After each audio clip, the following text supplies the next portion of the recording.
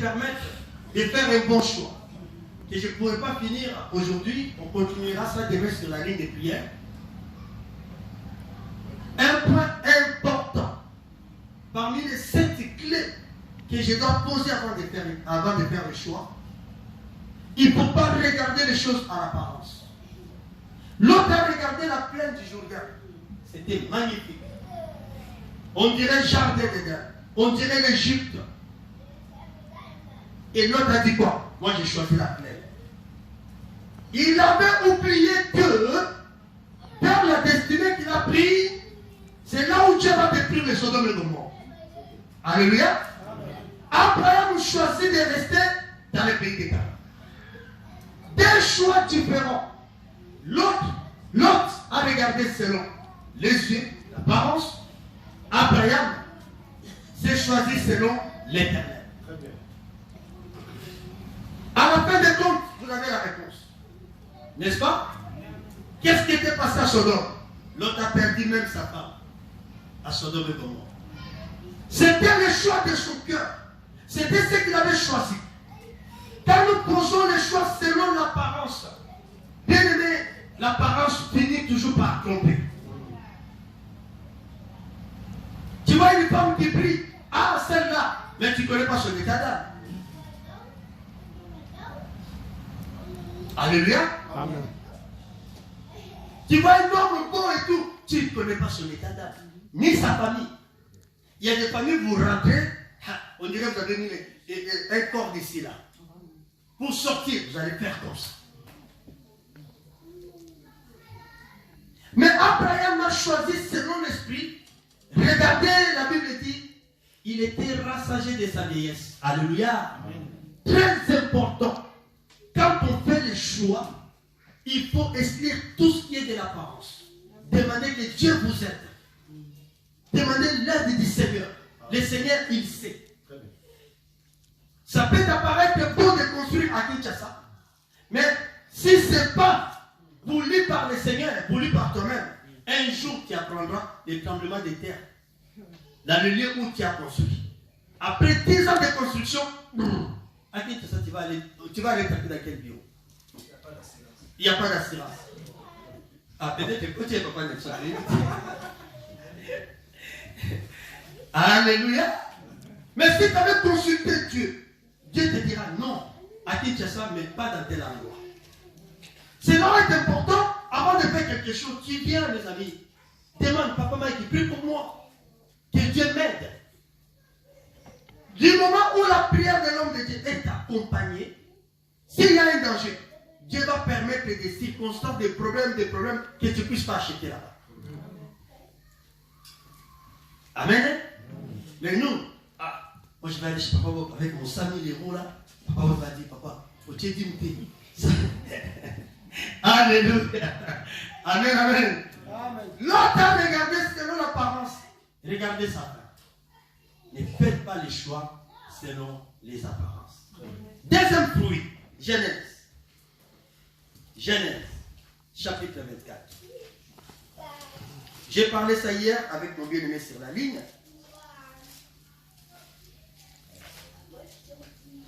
Très important. Genèse chapitre 24.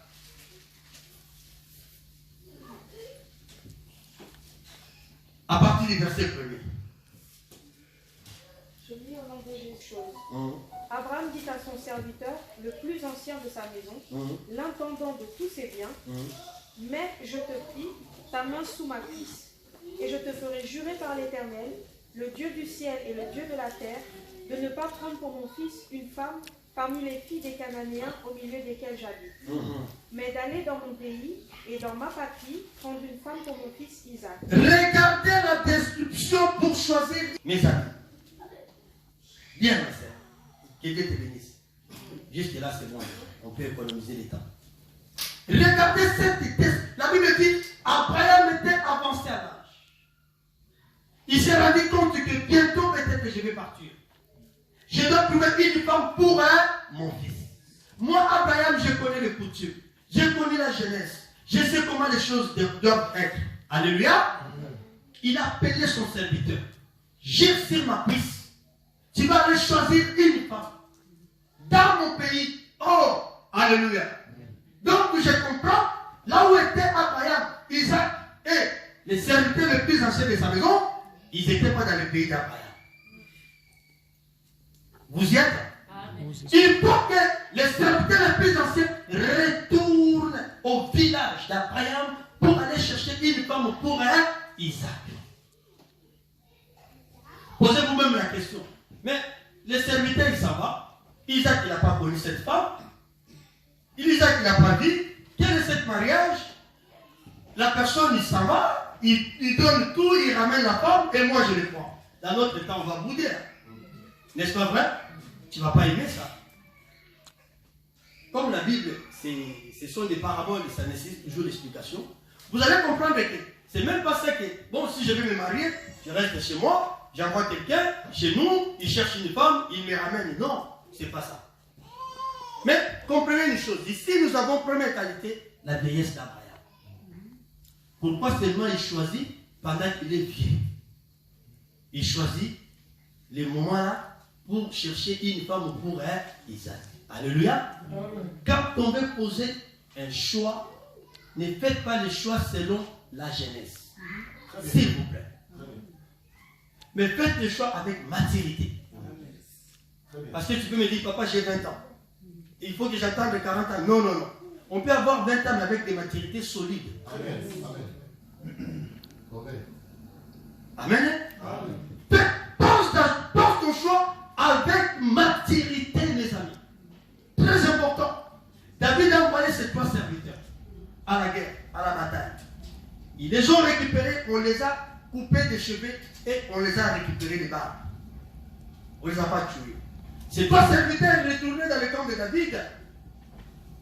David, en le voyant, rasé, il leur a dit, vous n'allez pas rentrer dans le camp tant que votre barbe n'a pas poussé. Je me suis posé la question, pourquoi? Est-ce que pour rentrer dans le camp de David, il faut avoir le barbe? Non. Alléluia. Il voulait leur dire que vous avez perdu la maturité. On ne peut pas marcher si vous n'avez pas la maturité. On ne va pas s'entendre. Alléluia. Bien aimé, quand tu veux poser le choix même du mariage, tu veux poser le choix de quelque chose, faites cela comme mère responsable. Comme quelqu'un, vous savez, moi j'ai connu des personnes, il veut acheter quelque chose, il se met comme s'il a 60 ans.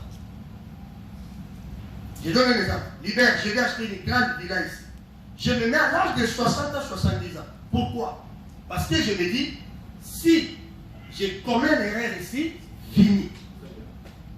J'aurai plus le temps de rattraper. N'est-ce pas ça? Parce qu'à 60 ans, je vais acheter. Et je me suis fait aventurier ou arnaquer. Vous allez dire, comment tu vas récupérer tout ce temps-là? Un temps perdu, c'est la seule chose qu'on ne peut jamais recycler dans la vie. Alléluia. Vous voulez penser que... Donc, habillez-vous d'une manière de la vieillesse.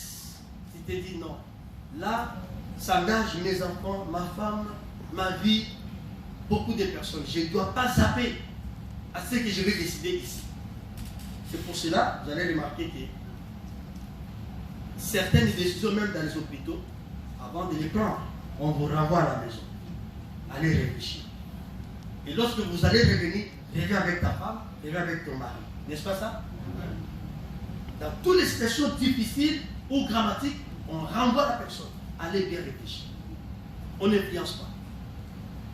Mais regardez aujourd'hui comment les gens choisissent leurs partenaires, leurs compagnons de vie. Ils ne prennent pas le temps. Vous oubliez que vous allez cohabiter avec la personne des années jusqu'à ce que la mort vous sépare. Après 2 ans du mariage, tu vas me dire, frère, je ne veux plus la femme, je ne veux plus mon mari. Non. Non. Dans son palais, tout s'écrit. Gloire. Et les serviteurs les plus anciens devaient aller au village pour aller chercher la femme pour les fils. Dans son palais, tout s'écrit. Et regardez, il lui a dit, pose ta main sur ma cuisse. Je me pose la question, pourquoi la cuisse? Parce que la cuisse, c'est la 3e qualité. Avant de poser le choix, il faut faire passer sa main sur la cuisse. Pourquoi la cuisse? Parce que dans la cuisse, la Bible dit il y a un nom qui est écrit, les rois des rois, les seigneurs des seigneurs. Apocalypse chapitre 21. Donc, je prête mon serment en prenant Dieu à témoin. Seigneur, je vais exécuter rien que ta volonté dans cette choix que je vais faire. Alléluia. C'est ça le fait de lui poser la main sur la cuisse. Seigneur, je vais faire selon ce que tu me dis. Un engagement solennel. Que Dieu vous bénisse. Alors mes amis, vous allez remarquer que ce choix-là, ça va vous permettre de vivre un avenir heureux. Après tout ce qui s'est passé, mes amis, on n'a pas de choix. On en a qui? De choisir la vérité, d'haïr les mensonges. Alléluia. De choisir Dieu, d'haïr le diable. De choisir les bons, d'haïr le mal. D'être du côté de la lumière et sortir du côté des ténèbres. Si tu vois quelqu'un qui n'aime pas la prière, qui n'aime pas les jeûnes, qui n'aime pas Dieu, qui n'aime pas les rassemblements, laissez-lui, laissez-la. Elle a fait son choix, il a fait son choix. Toi, reste dans ton choix. On n'a pas tous le même ADN. Alléluia. N'écoutez pas tout le monde comme c'est pasteur qui a prêché les Congolais qui ne vont pas aller au ciel. Il ne connaît pas la Bible. Il est loin de la vérité. C'est des hommes qu'on peut les mettre dans la main du diable, mes amis. Normalement, il mérite qu'on le mette vraiment entre les mains de l'ennemi. Parce qu'il contredit la doctrine.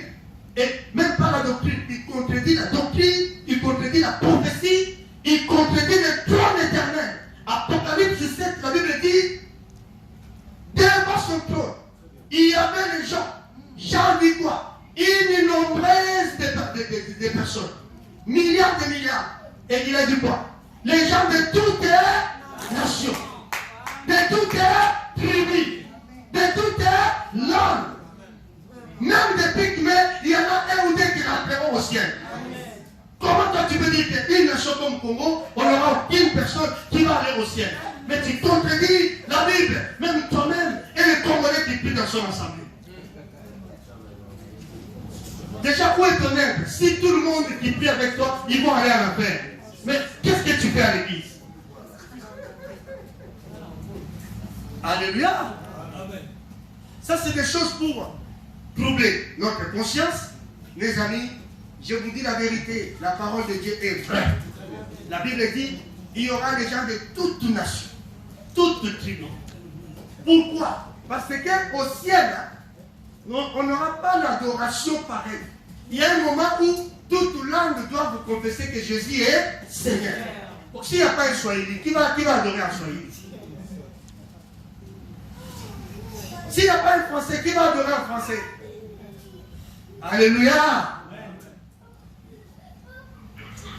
Donc, en un mot, mes amis, les choix que nous devons poser, ne les faites pas selon les gens, selon le oui-dit des autres. Parce qu'il y a aujourd'hui, quelqu'un est scellé dans le Seigneur. Mais il voit quelqu'un qui ne prie pas, il commence à refroidir sa foi. Mais pourquoi tu suis ces gens? Pourquoi ceci? Regardez, même Dieu au ciel, il sait comment faire des choix. Dans son palais tout ce nous allons finir par là. Lisons 1 Samuel. Lisons 1 Samuel. Même Dieu sait faire les choix. Pourquoi pas nous? On n'aura pas des choix sur certaines choses dans nos vies. Mes amis, il est temps de choisir Dieu, d'haïr le monde, d'haïr le mal. Alléluia. D'abandonner la vie du péché, d'aller du temps de Jésus, du temps de la lumière. Alléluia. Amen. 1 Samuel chapitre 16. À partir du premier verset. L'Éternel dit à Samuel, quand cesseras-tu de pleurer sur Saul? Quand cesseras-tu de pleurer sur Saoul? Je l'ai rejeté. Je l'ai rejeté. Afin qu'il ne règne plus sur Israël. Ah, donc moi Dieu j'ai choisi, j'ai décidé de ne plus laisser cet homme régner sur Israël. Remplis ta corne d'huile et va, je t'enverrai chez Isaïe, Bethléemite, car j'ai vu parmi ses fils celui que je désire pour roi. Samuel dit, comment irai-je? Saoul l'apprendra et il me tuera. Et l'Éternel dit, tu emmèneras avec toi une génisse et tu diras, je viens pour offrir un sacrifice à l'Éternel. Tu inviteras Isaïe au sacrifice. Je te ferai connaître ce que tu dois faire et tu oindras pour moi celui que je te dirai. Vous voyez comment Dieu fait son choix. Sautez ma sœur pour économiser le temps. Allez-y lire, toujours dans le même chapitre, lis sur verset 9. Basculons au verset 9. Bon, lisons d'abord, basculons au verset 7. Verset 7. Et l'Éternel dit à Samuel, ne prends point garde à son apparence et à la hauteur de sa taille, car je l'ai rejeté. L'Éternel ne considère pas ce que l'homme considère. Voilà. L'homme regarde à ceux qui frappent les yeux, mais l'Éternel regarde au cœur. Voilà. Isaïe appela Abinadab et le fit passer devant Samuel, et Samuel dit, l'Éternel n'a pas non plus choisi celui-ci. Isaïe fait passer Shama, et Samuel dit, l'Éternel n'a pas non plus choisi celui-ci. Vraiment. Isaïe fit passer ses 7 fils devant Samuel, et Samuel dit à Isaïe, l'Éternel n'a choisi aucun d'eux. Puis Samuel dit à Isaïe, ce sont là tous tes fils? Et il répondit, il reste encore le plus jeune, mais il fait paître les brebis. Alors Samuel dit à Isaïe, envoie le chercher, car nous ne nous placerons pas avant qu'il ne soit venu ici. Tout à fait. Isaïe l'envoya chercher. Or il était blond, avec de beaux yeux et une belle figure. L'Éternel dit à Samuel, lève-toi, oins-le, car c'est lui. Samuel prit la corne d'huile et l'oignit au milieu de ses frères. L'Esprit de l'Éternel saisit David à partir de ce jour et dans la suite. Samuel se leva et s'en alla à Rama. Que Dieu bénisse sa parole. Amen. Donc nous voyons même l'Éternel Dieu des armées qui a créé cieux et la terre. Il a des choix, a ses choix. Alléluia. Alléluia. Amen. Mes amis, qu'est-ce que je vais expliquer ici? Vous avez Saoul, un roi qui a été choisi par le peuple. Je n'ai pas le temps de lire toute l'histoire, vous connaissez un peu tant que des chrétiens. À un certain moment, Israël s'est dit, nous voulons vivre comme tout autre royaume. Dieu, nous voulons un roi, quelqu'un qui règne sur nous. Israël était même allé, parce que c'était au temps des juges. Israël était même parti pour aller oindre un roi à leur tête, il prenait des armes. Mais les armes ont refusé. Ils ont dit non, non, non, on ne va pas se mêler. Et comme ils insistaient, Dieu leur a donné un choix selon leur cœur.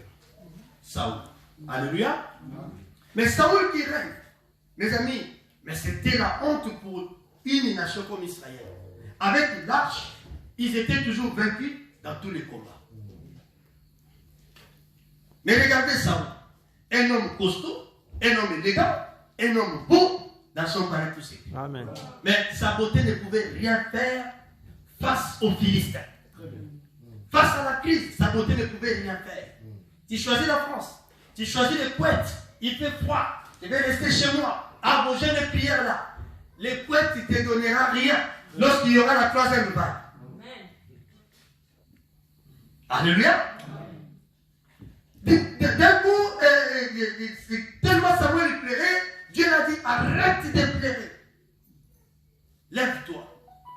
Tu vas aller loin de celui que moi j'ai choisi. Allez à la maison d'Isaïe. Mais si Saoul l'a croit, il me tuera. Dieu a dit, je suis avec toi. Quand Dieu t'envoie pour aller faire un choix, peu importe Ndogazala, peu importe magicien, Dieu est derrière toi. Amen. Alléluia. Amen. Parce que Dieu assume sa responsabilité. Alors plutôt Samuel marchait, il arrive à la maison de cet homme, le père de David, le fils d'Obed. Il cherche maintenant à oindre. On lui a montré Abinadab, un homme comme Saoul. L'Éternel a dit, moi je regarde pas ce qu'il frappe à l'œil. Son cœur est tortueux, c'est pas lui. Le deuxième, c'est pas lui. Le troisième, c'est pas lui. Alléluia. Amen. Tous les enfants sont passés. Ah, Samuel a dit, mais tous, Dieu n'a créé personne. Il te reste plus, il a dit, mais il regardait un père qui parle de son fils. Il regardait. Il reste un petit jeune là, qui fait perdre les brebis dans la forêt. David était moins considéré. Ah, on va te voir, il y a un des abayama. Et on comprend le matin. Dans le Bible, homme qui les voit dans Abayama. Accepte que le monde te rejette. Accepte que tes amis te disent, mais qu'est-ce qu'on va foutre avec lui? Il boit plus, il fume plus. Allez non. Qu'est-ce qu'on met? Oui. Nous avons appris à Bayo. Alléluia. Aux frères rejetés, les courants rejetés, Dieu va t'accueillir. Il a laissé un ville de refuge. Ils ont rejeté David. Il a été abandonné. Mes amis, un petit conseil dans la vie, il ne faut pas rejeter les gens. Si tous les gens, il n'a pas de moyens, il est dans des moments difficiles, surtout des personnes, il est handicapé, des personnes où tu sens qu'il est bon. Parce qu'aujourd'hui, on choisit des amis, on choisit nos compagnons. Il est vraiment posé à la camarade, oui. Parce qu'il fait ma taille, il est comme moi, il fait du sport, il a l'argent, mon sujet l'argent. Vous allez voir qu'on dirait comme on voit dans la nature, hein, les pigeons ils s'envolent avec les pigeons, les corbeaux avec des corbeaux, alléluia. Alléluia. Dieu peut permettre un pauvre à côté de toi. C'est au travers de ces pauvres-là que Dieu te bénira.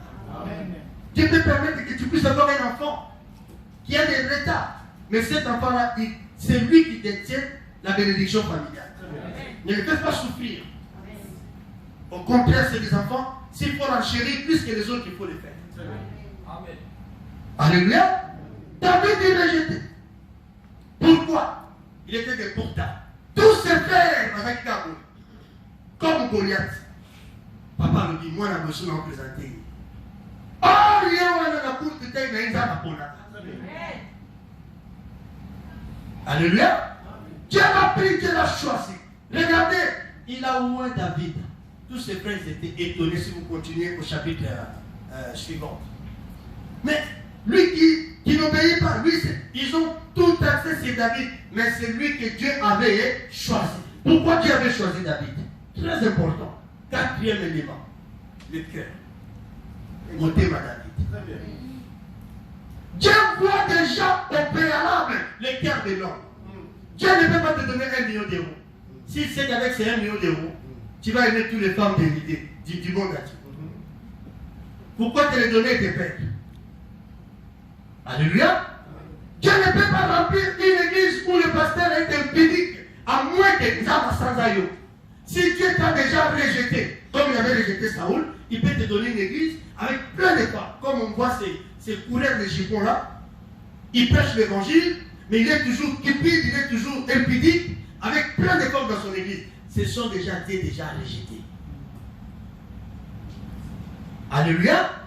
Dieu nous préserve de certaines choses par rapport à notre cœur.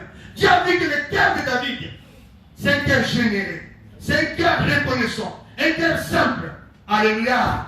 Il y a même les gens qui s'étonnent, mais comment Dieu a appelé David l'homme selon? David, qui a fait ceci, il a pris la forme de son serviteur. David, dans tout ce qu'il faisait, il s'humiliait devant Dieu. Il retournait à genoux. Seigneur, pardon. Seigneur, qu'est-ce que j'ai commis comme défaut? Seigneur, pardonne-moi. S'il faut me taper, tapez-moi, mais ne me rejette pas. Et jusqu'à ce que Dieu a dit non, cet homme a un cœur pour diriger le royaume. Tu ne peux pas diriger les gens si tu n'as pas le cœur. Tu veux te marier, oui, est-ce que tu as un cœur? C'est ça. Et supporter les caprices de la femme. Après ce mot, c'est le point de la neige. Alors, capricieuse. Ah, on va venir Wangil. On va venir Matembele. Et Matembele, il faut m'appeler la vie. Attends. Deux ans pour nous, ils ont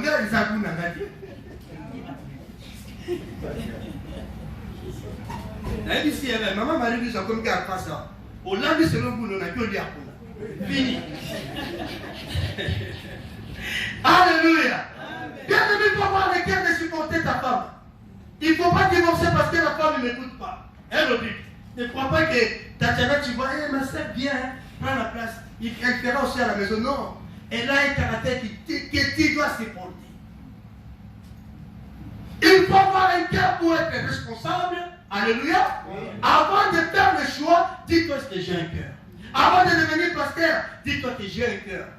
Parce qu'il va confier. Au niveau de la confier. Et pour mon image, il va dire, par contre, même les gens que toi tu as prié pour eux, à un certain moment, ils vont te parler mal. Quelle sera ta réaction? Au Dieu de la chair, tu commences aussi à jeter. C'est pour cela qu'on voit des églises, des pommes, les pasteurs quand ils passent des beaucoup, là, il parle à qui là, hein? Il change, là il parle à quatre. Alléluia. C'est le manque du cœur. Alléluia. Un homme de Dieu peut être capable de supporter la personne qui t'a insulté la nuit. Le lendemain, tu lui dis, elle te dit, papa, je veux que tu pries pour moi. Tu vas, tu pries. Alléluia. Alors vous allez remarquer que tu as choisi David. Pourquoi tu avais choisi David? David avait le cœur. Quatrième élément. Cinquième élément, pourquoi tu avais choisi David? Parce que David était l'ombre du Christ. David était l'image de son fils. C'était la tragédie prophétique qui se parlait ici. Lorsque Dieu choisit David, il savait que David portait l'ombre de Jésus-Christ. Alléluia. La Bible dit au livre de 2 Samuel, regardez, lisons ça, nous sommes à la fin. 2 Samuel, chapitre 7. Alléluia. Je sais ce que vous êtes en train de parler. Mais je vais finir là. La Bible dit quoi au livre de 2 Samuel, chapitre 5, verset 4. Amen.